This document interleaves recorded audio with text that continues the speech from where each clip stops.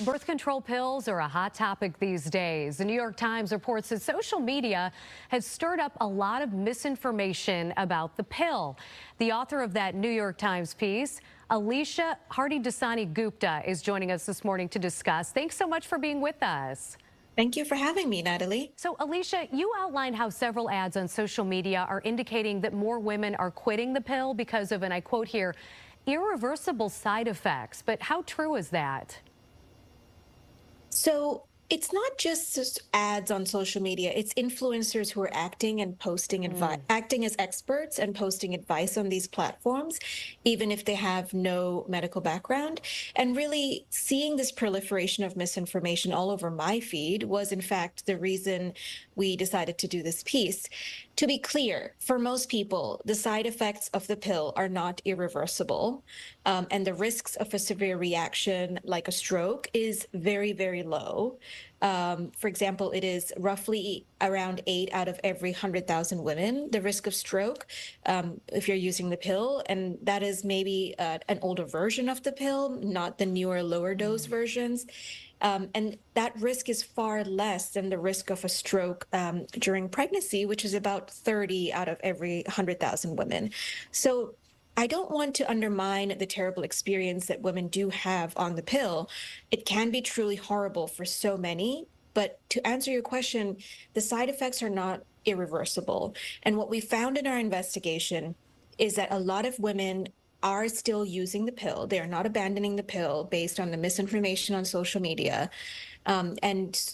We commissioned an analysis by Trilliant Health and found that pill usage has actually gone up slightly from 7.1% in 2018 to 10% in 2023. So I think the misinformation is kind of noise and not really translating into too much, hysteria around just abandoning the pill. And lucky for women, there are many different types of the pill, so maybe you're having a bad reaction to one. I know there are others that you can try.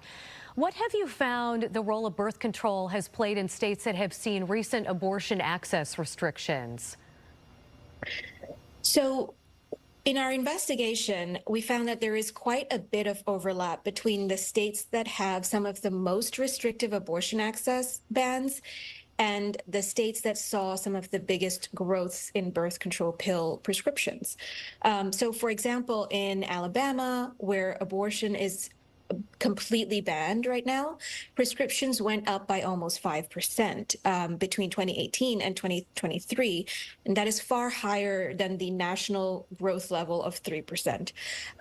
Same situation in South Carolina, Florida, West Virginia. We saw that a total of 9 states with the most restrictive bans saw these larger than average increases in prescriptions. And what I also learned in reporting this piece is that right after the Supreme Court ruled to overturn abortion access, women started stocking up on the pill. They were getting prescriptions for longer than just 1 month because one packet is a month long, and were instead getting prescriptions for up to 6 and 12 months. They didn't want to be in a situation where they would run out of their pills.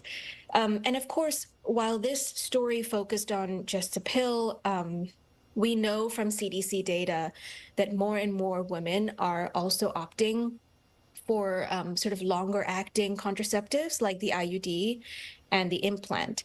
So a lot of the researchers I spoke to for this article told me that there is, this sort of heightened sense of urgency and understanding that women need to prevent pregnancy in light of the recent changes in abortion access. Alicia, this has been an enlightening conversation. Thank you so much. And I personally would encourage women to speak with their doctor if they have questions about the pill. I think that's a conversation you need to kind of continue to revisit. So thank you again for your time.